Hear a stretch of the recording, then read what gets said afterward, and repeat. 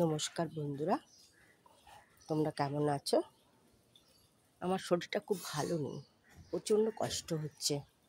তাই বাগান থেকে এটা হচ্ছে আমার একটা বাগান। আমার বাগানে অনেক রকম ফল গাছ, ফুল গাছ আছে। তোমাদের যারা পুরনো ভিউয়ার্স তারা জানো। এখন আমি প্রচণ্ড ঠান্ডা লেগেছে, মুখে কোনো স্বাদ পাচ্ছি না। তাই জন্য আমি কি করবো বলো তো? আমার বাড়িতেই আছে দুধকচু পাতা। দেখো, দুধকচু এগুলো সব।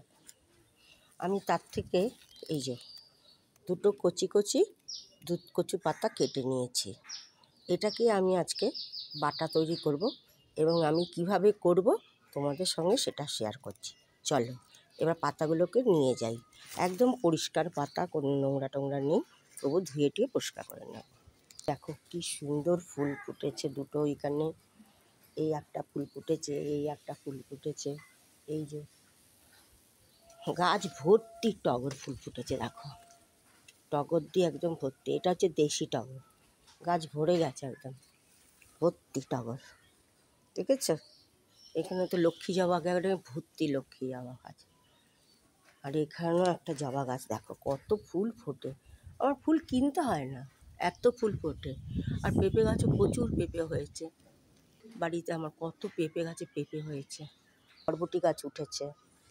এটা হচ্ছে আমার দারচিনি গাছ। দেখো দারচিনি, আমি অনেক দারচিনি বার করেছি সেদিন। মানে কী জানো, এটা হচ্ছে এটা হচ্ছে তেজপাতার গাছ। পাতাগুলোকে আমি এবার কুচু কুচু ধুয়ে কুচু কুচু করে কেটে নিই। কড়াইতে তেল দিয়েছি, তেল দেওয়ার পরে শুকনো লঙ্কাগুলো দিয়েছি। কড়াইতে শুকনো তেল দেওয়া হয়ে গেছে, শুকনো লঙ্কা ভাজা হয়ে গেছে। এবার দেবো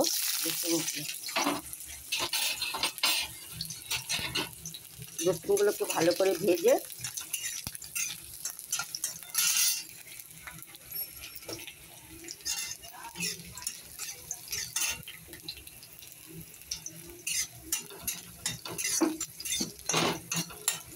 রসুনগুলো লাল লাল করে ভাজা হয়ে গেলে কালো জিরেটা দিয়ে দেবো।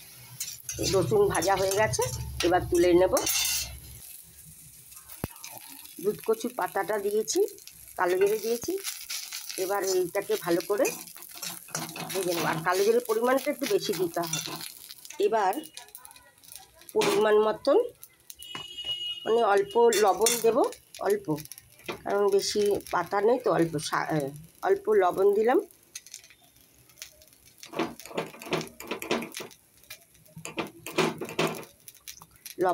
আর অল্প একটু হলুদ দেব।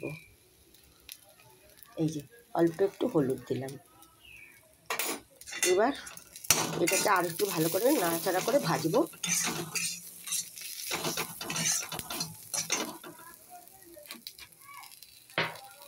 দেখো বন্ধুরা, দুটো পাতা কচি কচি দুটো পাতা নিয়েছি, কোনটুকু হয়ে গেছে দেখেছো? সবগুলো ফেলে দিয়েছি তো শিরা টিরাগুলো, তাই জন্য পাতাগুলো অল্প একটু হয়েছে। মুখে স্বাদ আনার জন্য আমি এটা করছি। আমার বাড়িতেই যখন রয়েছে তাই জন্য এটা তৈরি করছি।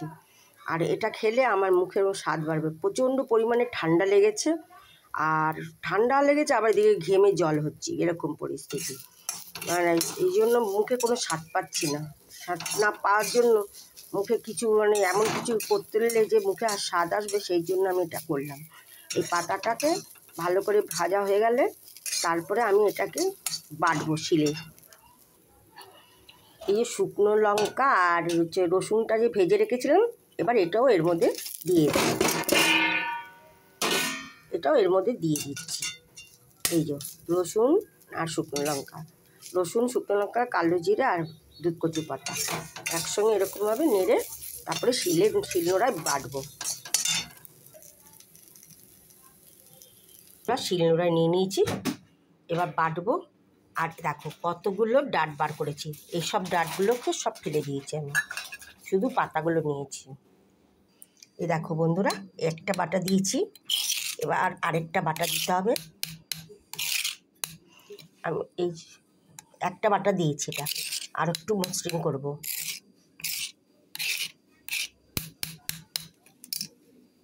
এই দেখো বন্ধুরা, আমার দুধকচু পাতা বাটা হয়ে গেছে। আর এর মধ্যে আমি একটু সামান্য পাতিলেবুর রস দিয়ে রাখছি। এই যে